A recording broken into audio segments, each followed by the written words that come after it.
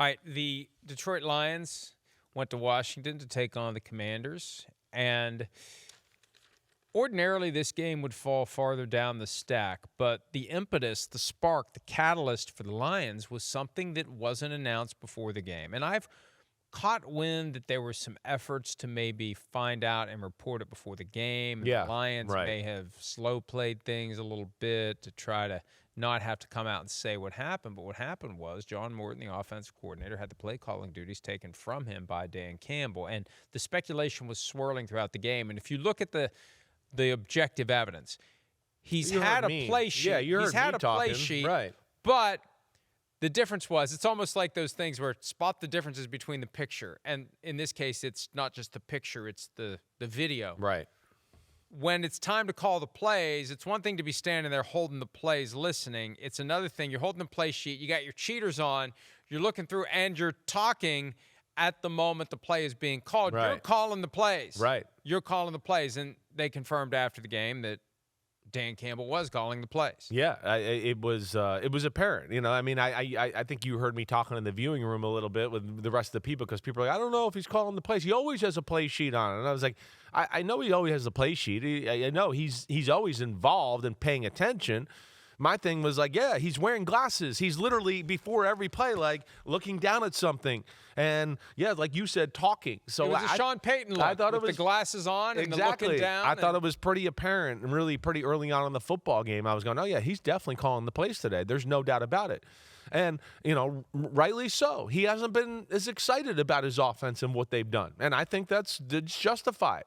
I mean, they've been good, don't get me wrong. We know that. But they're a team, again, it's not always about what, oh, they did good, they won the game. It's what's there to be had, right? And taking advantage of all the weapons you have. And I think they've had too many games lately that have just been underwhelming, whether it was the Vikings games last week, you know, the Tampa Bay game before the bye wasn't wow on offense. The Kansas City Chiefs game they lost in Kansas City wasn't wow on offense. And I think he was starting to realize, man, we're missing something with Ben Johnson not being here. I know that was one of my big themes on my podcast last week, Mike, because I really watched the film and I just went, hey, John Morton's doing a good job, but it ain't Ben Johnson, right? Ben's special with all the shifts and the motions and the creativity. And I think you saw a little bit more of that yesterday from the Detroit Lions. And I feel like it was just a little bit more of an aggressive approach too, just overall. Now, how much of that is Dan Campbell? How much of that is the shitty, crappy-ass Commanders defense? That's what we're going to have to see going forward. But either way, that's going to give them some confidence here going forward on the offensive side. We'll find out next Sunday night. Right. We'll be in Philadelphia when the Lions play the Eagles. Maybe Dan Campbell will hand like, you can do it this game. I'll do it against the bad defenses. Funny. You do it right. against the right. good defenses. Right. But, you know, the key is to use Jahmyr Gibbs and use Jameson Williams. It was John Morton who said a couple of weeks ago he's failed Jameson Williams. You know who didn't fail Jameson Williams? I know. Dan Campbell didn't. Right. 7 targets, 6 catches, 119 yards, and a touchdown for one of the more dangerous receivers in the NFL that you don't hear much about because he doesn't get the ball in his hands as much as he should. And Gibbs had the same number of rush attempts as David Montgomery. But this is the ultimate compare and contrast between the two players. Yeah. 15 for Gibbs, 142. 15 for Montgomery, 71. Half the yards. Exactly double. Right. And it's not better blocking. It's not anything different. It's Gibbs is special.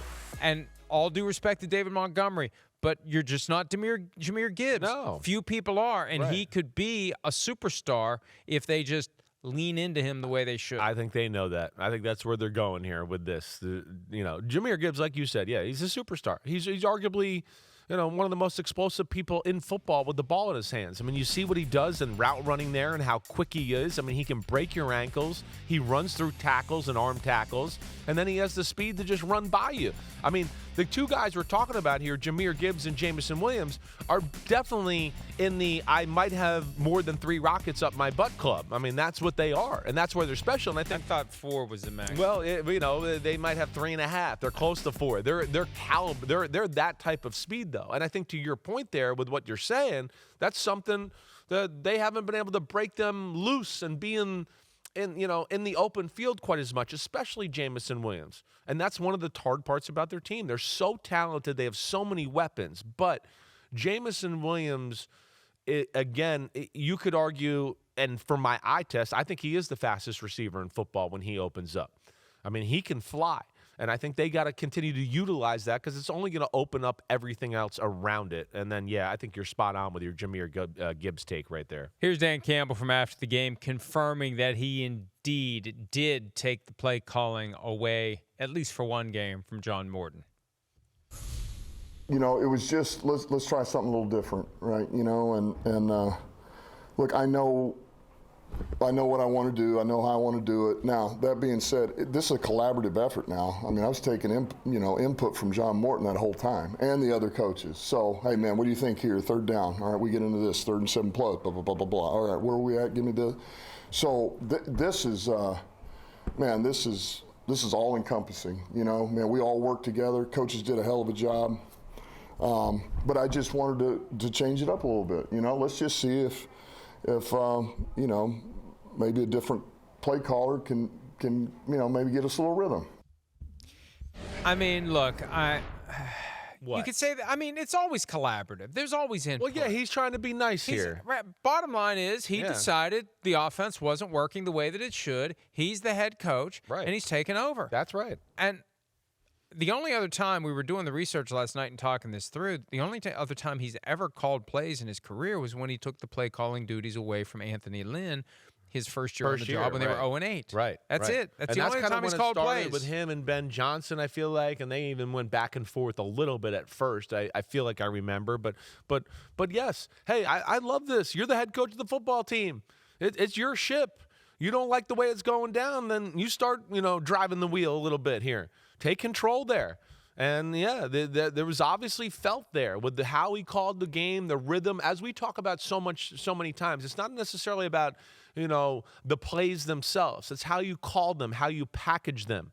The way in which you call them. How do you set up other things that are coming along, in the game plan to go, ooh, I'm going to do this because I think it's going to serve me well for later when I call this, this, and this. They're going to, these plays right now will be in their mind and we'll be able to gash them. And that was a big-time bounce-back win for them. The Lions, we know, are a dangerous football team. They're a Super Bowl football team. And the Commanders, they're a team I look at to go, yeah, Jaden Daniels is hurt. Okay, I know that. Mariota's a good backup, but the defense is pitiful. The offense is not super explosive, especially in the pass game.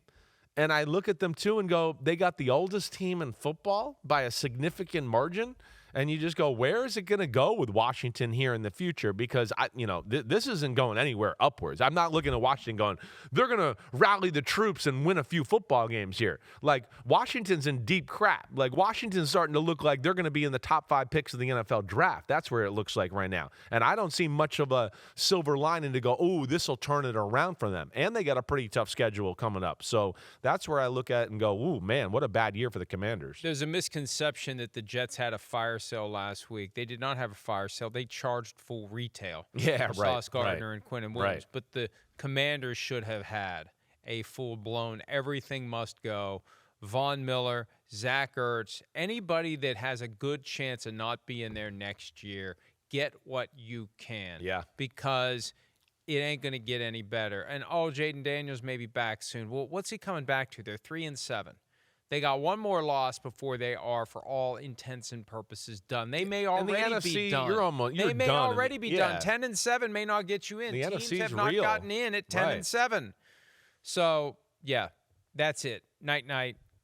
They got to run the table and hope for some help. And they ain't going to run the table. No. It just ain't going to happen. No, they're not. And they should have gotten something for some of these guys. Bobby Wagner, Von Miller, Deebo Samuel, Zach Ertz. Right. There are guys and you get a 5th-round pick here, a 6th-round pick here, and those become extra players that could become key components of the team you're trying to build around Jahmyr Daniels. That was a missed opportunity by them, and I think it was ego, it was pride. You don't want to, you don't have this fire sale, especially if you know that, you're going to have a special guest at the game on Sunday. You don't want to make it look like, you're just flushing your team down the toilet and then having the sewage pipe break over the head of your fans, which happened in that stadium. Not yesterday, but it's happened. Hi, it's Mike Florio. Thanks for watching PFT on YouTube. Hit subscribe for the latest news and analysis from Pro Football Talk.